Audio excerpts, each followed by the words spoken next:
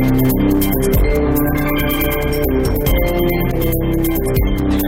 to Eagle News Canada. I am Archie Rose Natividad. Here are this week's top stories. The United States coaxes Mexico into Trump's plan to overhaul Central America. Families of San Bernardino shooting sue Facebook, Google, and Twitter. Venezuela protests rage and is energized by President Maduro's calls for a new assembly. Kremlin critic Navalny says Russia is stopping him from traveling abroad. Now for the details. U.S. and Mexican officials have reported the United States is plotting an ambitious attempt to shore up Central America, with the administration of President Donald Trump pressing Mexico to do more to stem the flow of migrants fleeing the violence and poverty in the region.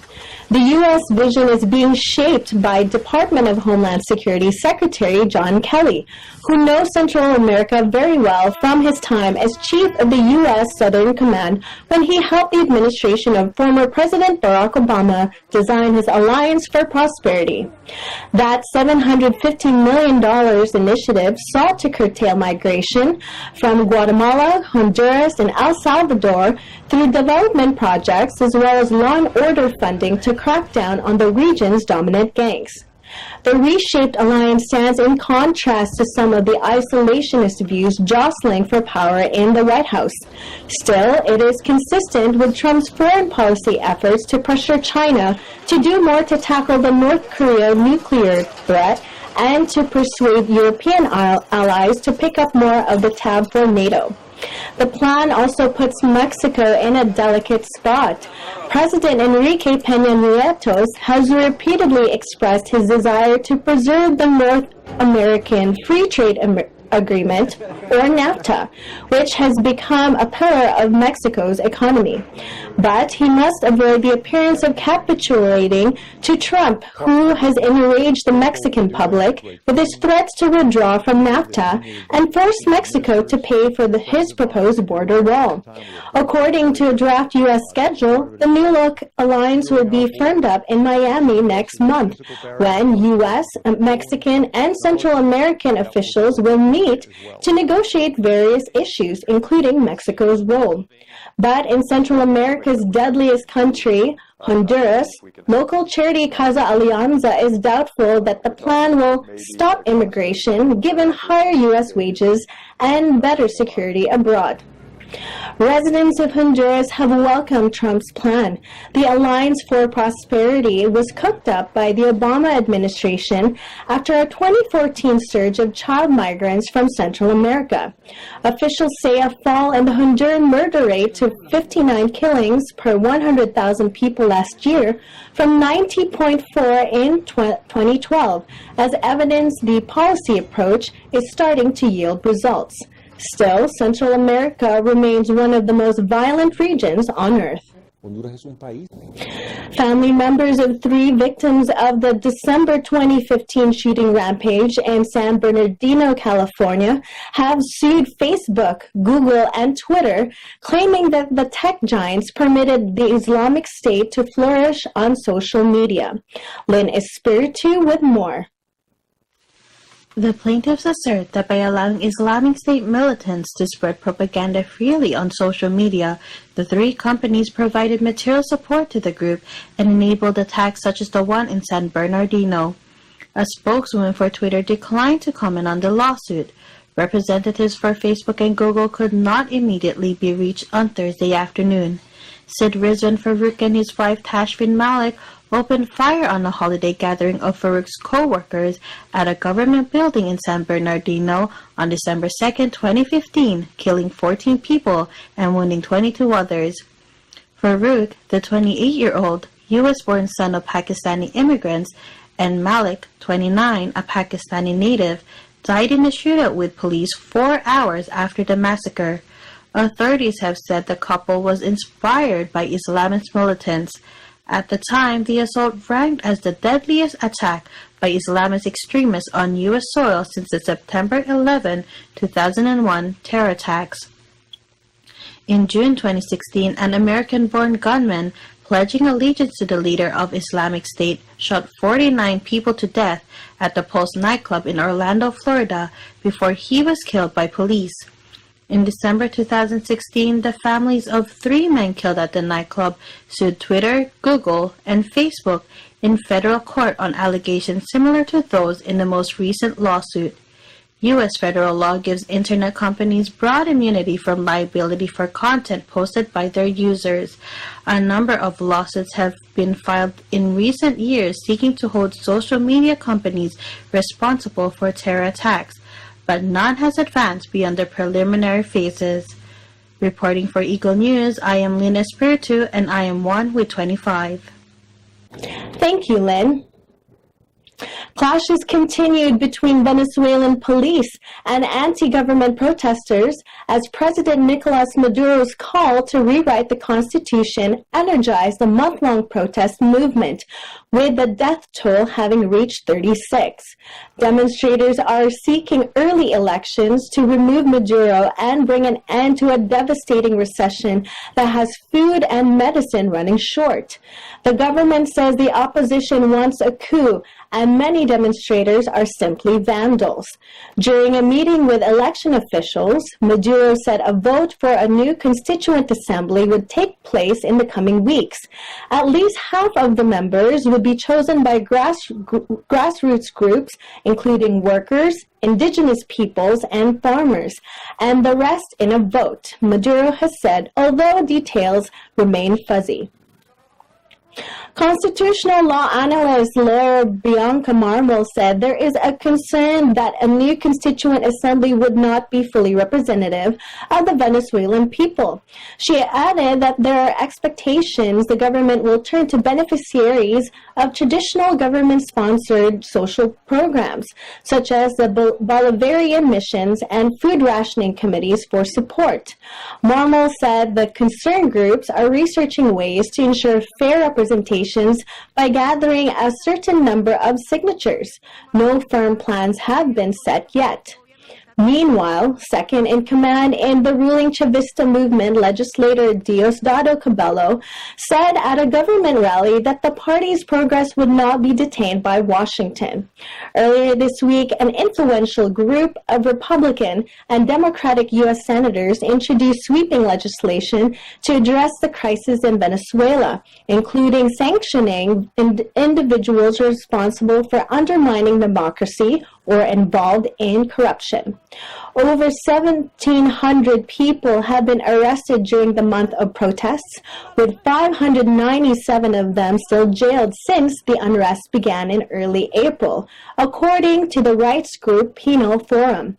Hundreds have been injured, often in confusing street melees between stone-throwing youths and security forces firing tear gas and water cannons.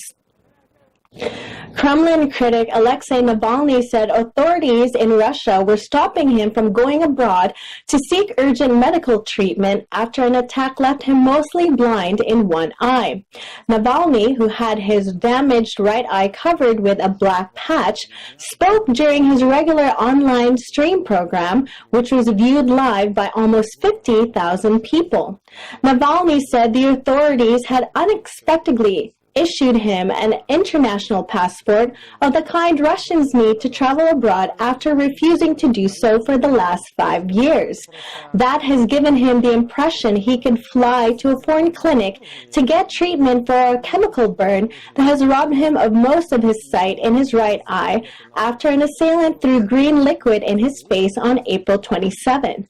But, he said, a senior official from the country's prison service had phoned his lawyer on to say Navalny could not travel abroad because of an embezzlement conviction against him.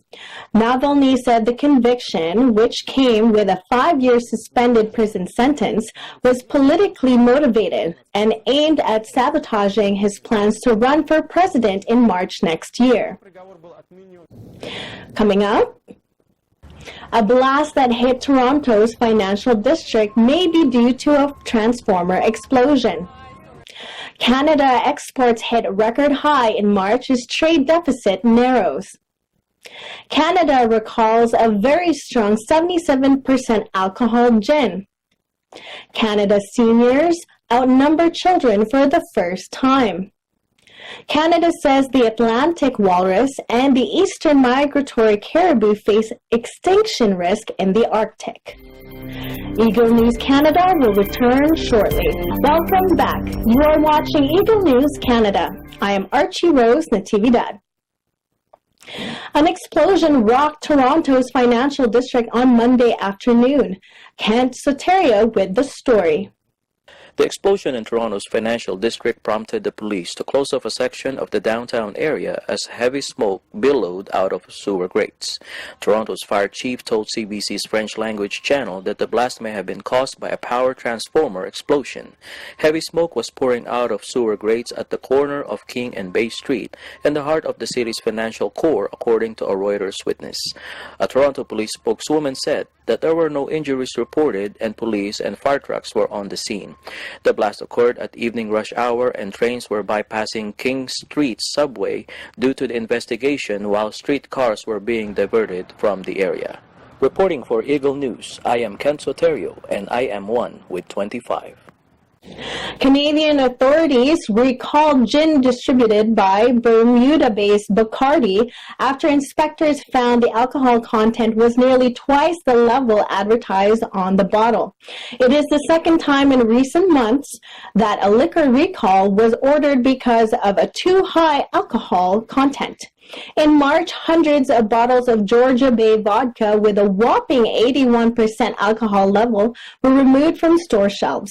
Ontario's Liquor Control Board was the first to report the latest incident, asking consumers to return bottles of Bombay Sapphire brand London Dry Gin due to high alcohol content. 4 other provinces soon followed, warning Canadians not to consume the gin sold in 1.14-liter bottles. Consumers were told that their money would be refunded. Bacardi said that the affected batch is believed to have only been sold in Canada. According to a statement from the Ontario Liquor Control Board, the problem was traced back to the production line. One batch was bottled before correct dilution to achieve the stated 40% alcohol content by volume. As a result, the affected batch has alcohol content by volume of 77%, it said.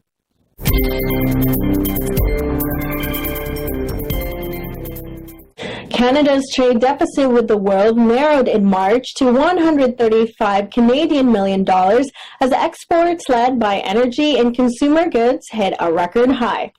The results were better than expected as economists had forecast a $1 billion Canadian dollar deficit in the month, slightly less than the amount posted in February. According to Statistics Canada, total exports rose 3.8% to a record high of 47 billion Canadian dollars in March as both volumes and prices increased. Energy exports were up 7%, led by increased natural gas sales to the United States attributable to unusually low temperatures in the northeastern United States in March and more coal shipments to Japan, China, and South Korea, the agency said. The latter coincided with a slowdown in coal production in Australia caused by Cyclone Debbie, which struck the Australian coast in February. Consumer goods exports also rose 6.8% with increased shipments of yellow peas and red lentils to India and gold to China. Imports were up for a 4th consecutive month, increasing 1.7% to 47.1 billion Canadian dollars in March.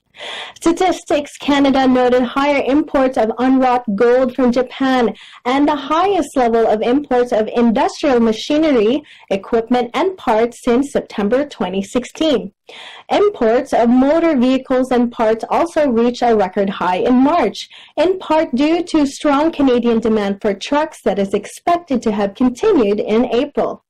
Imports from the United States, Canada's largest trading partner, by far were up 2%, while exports to the U.S. edged down a fraction of a percentage point. As a result, Canada's trade surplus with the United States narrowed from 4.5 billion Canadian dollars in February to 4.0 billion dollars in March. Exports to Countries other than United States, meanwhile, rose 15.3%, bolstered by sales to China, India, and South Korea. Imports from countries other than the United States also increased, up 1.2% on higher purchases of crude oil from Saudi Arabia and goods from Britain.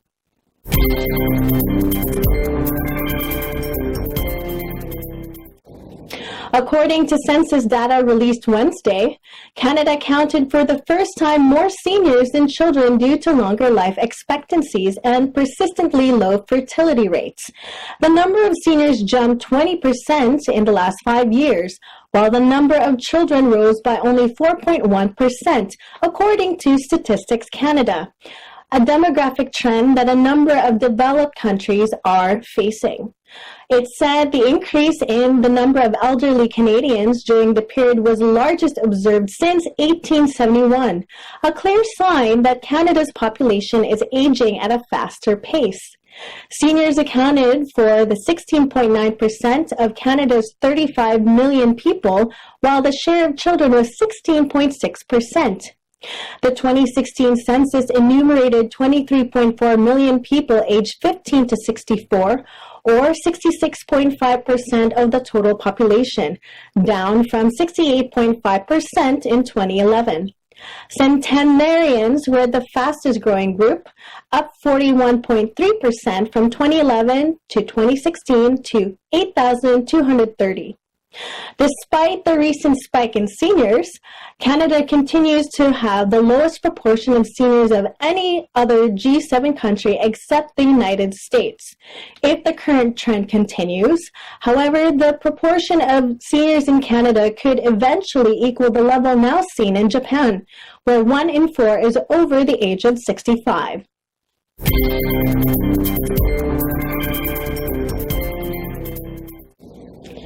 A panel of experts has warned both Atlantic walrus and eastern migratory caribou are at risk of extinction in Canada's Arctic.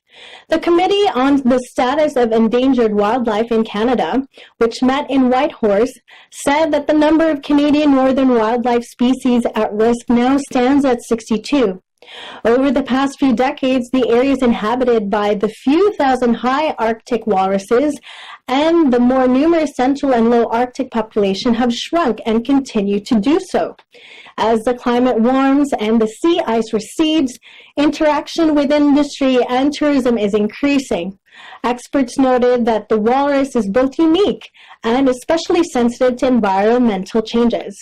They have been very important to the Inuit, both as food and in their culture. The committee also sounded the alarm for eastern caribou, a famous herd named for the George River in Quebec and Labrador, numbered over 800,000 in 1993. Experts recently noted that the figure has fallen to an unprecedented low of a few thousand animals. A second major herd is also in serious decline. Graham Forbes, co-chair of Coastwake's Terrestrial Mammal Subcommittee, voiced concern about sensitivity of caribou to human activity, which he said was aggravated by swift northern climate change. Up next, Riza Mangilit shows us how the members of the Church of Christ in Mississauga show their talent in bowling. Rosalie Soriano reports about the GLAD, cleaning up the capital in Ottawa. Eagle News Canada will be right back. Welcome back. You are watching Eagle News Canada. Church of Christ members enjoyed their bowling activity in Mississauga. Here's Riza Mangilit reporting.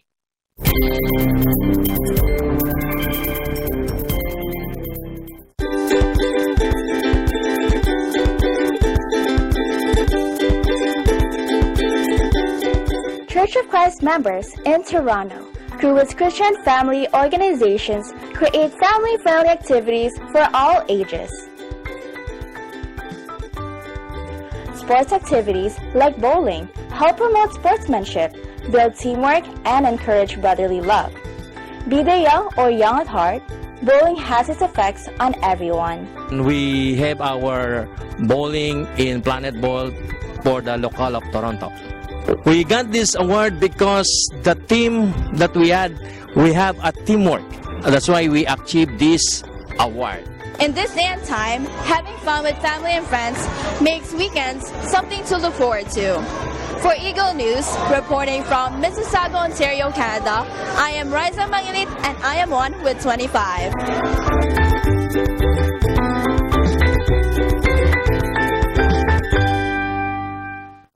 Thank you, Riza. During Ottawa's annual Glad cleaning up of the capital, members of the Church of Christ show their part in the community.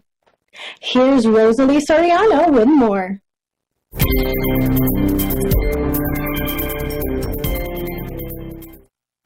The members of the Church of Christ here in Ottawa participates in this season's Glad Cleaning the Capital. It is a citywide cleanup drive campaign that occurs twice per year during spring and fall season. Now, let's check out how the members of this organization are helping out the community. The local congregation shows a video presentation on their past INC giving projects with their guest, Keith Egley, one of the city councillor. Mr. Egley was given a plaque of appreciation for his acknowledgement of the Church of Christ's continuous contribution to the city of Ottawa. The members are gathered together in cleaning up the community, picking up litter, garbage, and gathering, making the city clean and green. The cleanup drive also imparts to the children to care for the environment. So what is your impression of the Church of Christ's involvement in this kind of cleanup activity campaign? I think it's great. I think it's great community involvement. You've got, I don't know, easily 100 people out there, it seems, cleaning up. Somebody told me on the way in that every year you do it, it rains, so I think that's even more impressive because it's raining again and you're still out there cleaning the neighborhood, so I think it's fabulous. For Eagle News, reporting from Ottawa, I am Rosalie Soriano and I am one with 25. Thank you, Rosalie. Thank you for watching Eagle News Canada. Visit our website at Eaglenews.PH. Follow us on Twitter at twitter.com/EagleNews. I am Archie Rose Natividad. I am one with 25. See you next week.